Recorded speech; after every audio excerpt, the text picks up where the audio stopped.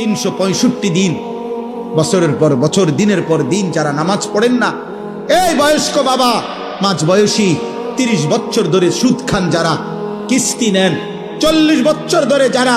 বিড়ি খাইতেছেন, সিগারেট খাইতেছেন, বছরের পর বছর ধরে যারা বৃদ্ধ বয়স হয়ে যাওয়ার পরেও টেলিভিশনে চা দোকানে বসে বসে নাচ গান নর্তকীর ছবি দেখেন, নাটক সিনেমা দেখেন, যেই সমস্ত মায় বোনেরা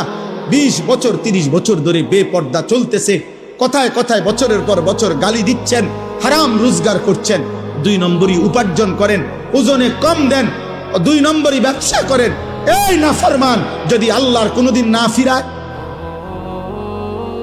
আল্লাহ যদি সিদ্ধান্ত নেয় যে ঠিক আছে নাফরমান, ভাত খা, ঘুম যা, পেশাব কর, যৌন চাহিদা পূরণ কর, বাচ্চাও হইব, ঘুমও আসবে, ভাতও খাইতে পারবা, বিল্ডিং দালানো হবে, কিন্তু আখেরাত আর দেব না, জান্নাত আর দেব না, কি হবে সেদিন?